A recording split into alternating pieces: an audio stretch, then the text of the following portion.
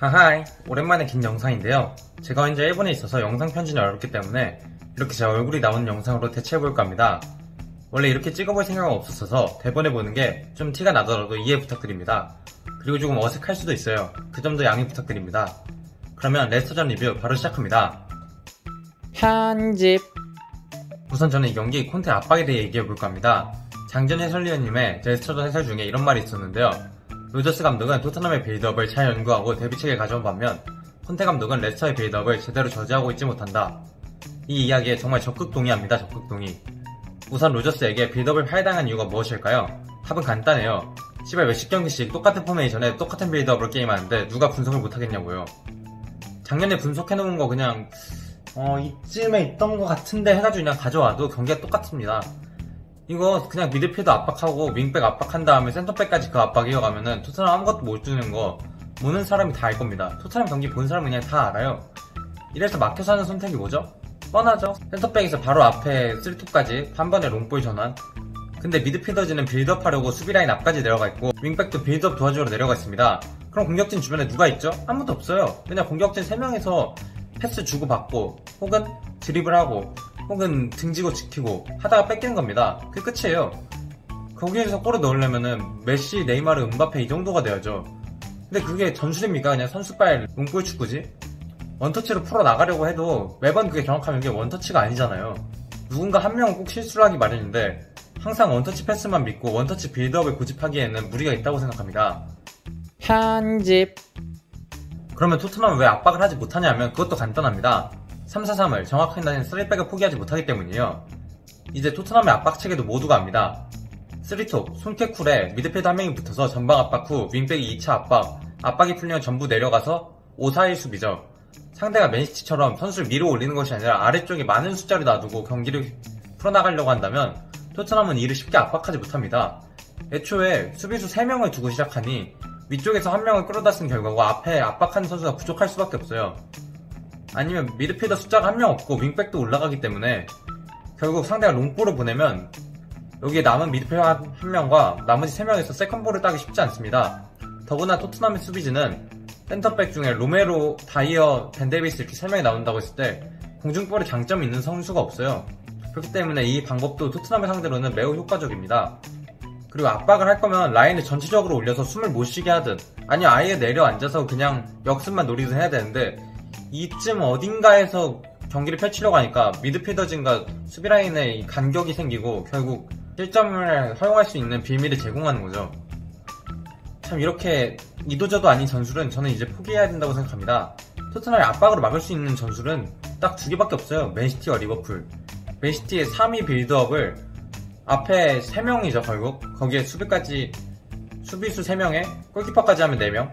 그리고 토트넘은 앞에 3명에 4명이죠. 그래서 4대4로 막거나 혹은 2-3 빌드업을 할 때 토트넘이 3명에다가 벤탄쿨까지 4명 올려서 수적 우위를 가져가면서 압박을 하는 것 그것밖에 없습니다. 나머지 경우에는 수적 우위를 점유하지 못하고 모두 다 뚫려요. 물론 압박의 경우에는 밀란전이 챔스가 주중에 있으니까 그걸 대비해서 강도를 낮췄다고 볼 수도 있죠. 근데 강도를 낮췄다고 해서 케인과 손흥민을 풀타임을 찌는데 그 강도를 낮출 건가요? 저는 그건 아닐 거라고 생각합니다. 편집.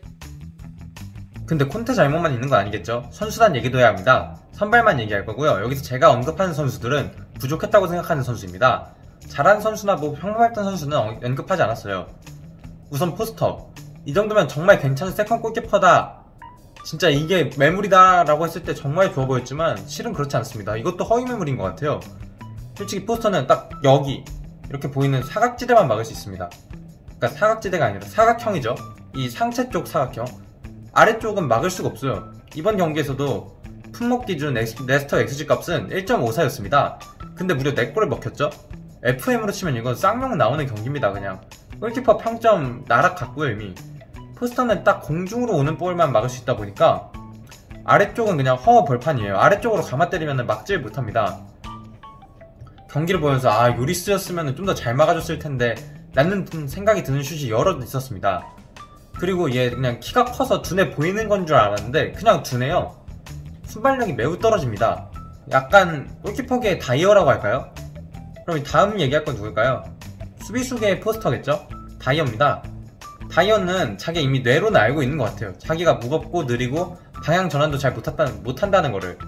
그래서 공을 따라가서 제쳐지기보다는 그냥 상대 수비가 여기 있고 골대가 여기 이렇게 있다면 자기가 이 중간에 서서 슈팅 각도만 막아주려는 수비를 많이 합니다.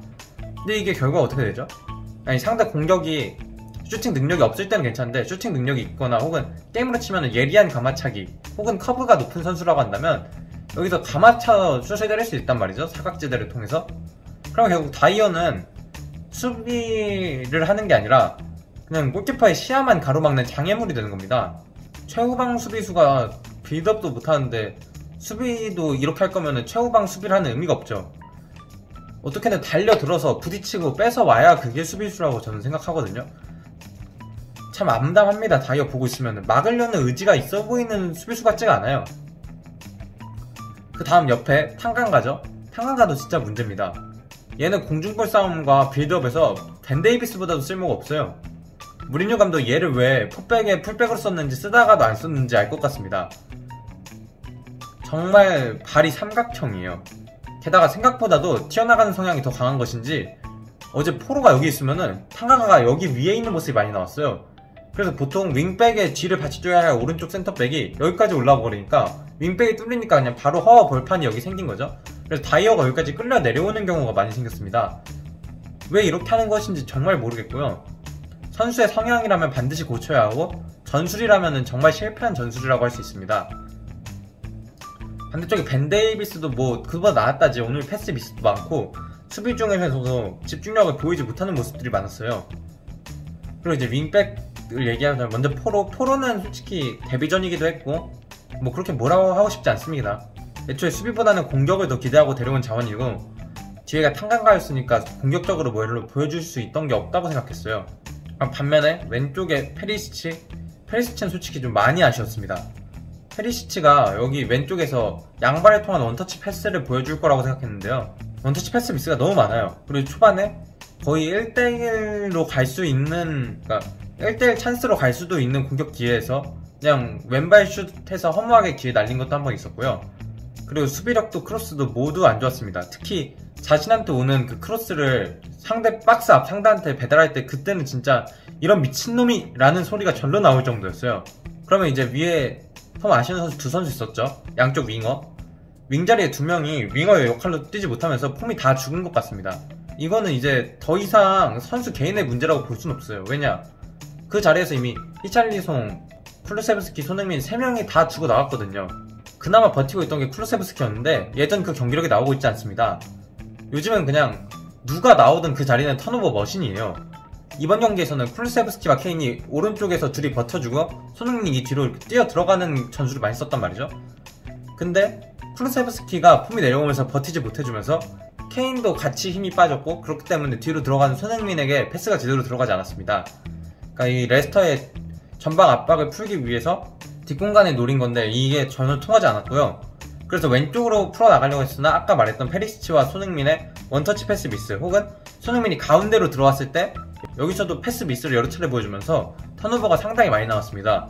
사실 여기서 뛰었을 때 장점이 없는 선수거든요. 근데 이 중원 쪽으로 자꾸 이동시킨다는 거는 제가 봤을 때 콘테가 그냥 전술의 선수를 뛰어 맞추려는 건가 라는 생각밖에 들지 않았습니다. 제가 말한 선수들 빼면 누구 있죠? 3명이에요. 케인, 호이비에르, 벤탄쿠르. 근데 이 중에 다음 경기에서 호이비에르와 벤탄쿠르는 나오지 못합니다. 벤탄쿠르는 심지어 심할경우에 십자인대 파열이라는 얘기까지 있고요. 호이비에르는 밀란전 경고 누적으로 나오지 못해요. 폼 정상적인 애는 케인밖에 못 나온다는 겁니다. 심지어 케인도 솔직히 무리뉴 때에 비하면은 그렇게 썩 좋아 보이지는 않아요. 그리고 이게 콘테의 탓이 없다고는 도저히 얘기할 수가 없을 것 같습니다. 다른 감독은 잘 쓰지만 콘테가 못 쓰는 선수가 딱 대표적인 선수가 토트넘에 있거든요. 바로 페리시치죠. 페리시치 미넨에서 잘했고 콘테가 데려오고 못했고요. 콘테가 나간 다음에 또 심장이 밑에서 잘했습니다. 그리고 포로만 해도 아모린 밑에서 스포르팅에서 토트넘 털어먹다가 정작 토트넘을 오고 나니까 별 모습을 보여주지 못했어요. 이 모습만 봐도 다른 선수들은 뭐 콘테가 아니라 다른 감독이 있어도 못한다 이렇게 단언할 수가 없습니다. 그냥 콘테 때문에 못한다고 라고 밖에 생각이 들 수밖에 없어요. 그리고 콘테가 만약 콘테 때문이 아니더라고 콘테의 역할을 제대로 하려면 콘테가 하는 게 뭡니까? 감독이잖아요. 선수가 잘하는 것만 할 수 있도록 역할을 딱 조여주고 동선 지정해주고 아니면은 정 안되면 선수를 후보에서 계속 바꿔주면서 체력 보충해주고 이렇게 해야 되는데 전혀 그런 모습이 없습니다. 솔직히 그냥 시도가 없어요. 아예 콘테의 생각을 읽어보냐면 그냥 난 내 좆대로 할 테니까 너네들이 알아서 경기력 올려와 인 것 같아요. 애초에 전술의 다양성은 없어진 지 오래됐고요. 사람들이 계속 말하는 게 에이 토트넘에 콘테만한 감독이 어딨어 이러는데 토트넘에 콘테만한 감독 없고 지랄이고 나발이고 그냥 언제까지 결과만 보는 축구만 봐야 되는지 모르겠습니다. 아무리 레스터라고는 해도 결과는 강등권 경쟁하는 팀에게 4대1로 진 거예요. 콘테가 얘기하던 실내 축구 어디 간 거죠? 자기가 말했죠. 나는 여태까지 홈에서 혹은 원정에서 경기 중에 이렇게 많은 골을 먹혀본 적이 없다. 근데 이 실내 축구 어디 간 거죠 대체?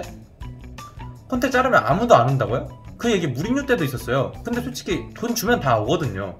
이름값 높고 가격 비싼 애들보다 그런 변방 리그에서 떠오르는 감독들, 변방이 아니더라도 포르투갈 리그, 네덜란드 리그 혹은 프랑스 이쪽에서 떠오르는 감독들을 데려오는 것도 저는 방법이라고 생각합니다. 예를 들어서 스포르팅의 아모린 같은 감독들이 있겠죠. 물론 데려올 수 있을지는 모르겠지만 말이죠. 혹은 첼시의 포터골이 날지도 모르고요. 근데 아무튼 데려올 감독은 충분하다는 거예요. 그런데 또 얘가 돈은 제일 많이 받고 있단 말이죠. 거의 EPL에서. 그러니까 어차피 콘테 써도 성적 안 나올 거라면 돈 아껴서 메이슨 쓰고 눈이라도 즐겁고 안 졸린 축구 보고 싶다는 거예요. 무리뉴 말려나오고 그냥 드는 생각이 똑같습니다. 재밌는 축구, 즐거운 축구, 흥이 나는 축구가 보고 싶다. 콘테는 솔직히 위약금이 많이 아깝긴 하거든요. 그러니까 이번 시즌을 끝으로 보내주고 다른 감독들을 찾아보는 게 맞다고 생각합니다. 여기서부터 그냥 쭉 올려서 우승을 한다고 해도 콘테는 바꿔야 한다고 생각해요. 콘테 인테르 시절 이스타에 나와서 박찬호 해설위원님이 하신 말씀이 있습니다. 우승을 하더라도 콘테랑은 이별해야 한다였어요. 너무나도 공감됩니다. 지금 혹시 이번 시즌 4위로 챔스에 나간다고 해도 콘테는 보내줘야 하고요. 혹시 그 이상의 성적을 거둔다고 해도 콘테는 보내줘야 합니다. 돈은 돈대로 받고 능력을 못 보여주고 있으니 재계약 안 하는 게 당연한 거죠. 솔직히 선수라면 재계약을 안 하는 게 당연한 겁니다. 원래는 1분에서 2분 정도 영상을 만들려고 했지만 대본을 쓰고 말을 하면서 영상이 점점 길어져서 결국 여기까지 오게 됐네요. 지금 9분 29초를 찍고 있는데 제가 잘못 보는 건가 싶네요. 아무튼 오늘 한 이야기들은 그냥 토트넘 팬이 제 생각일 뿐이고 여러분들의 생각을 저는 존중하고 의견의 다양성을 저는 존중합니다. 그러니까 댓글에 적어주시길 바라고요. 그냥 울분을 토해낼 뿐이다 라고 생각해주시면 좋을 것 같아요. 그럼 오늘은 여기까지 하겠습니다. 끝!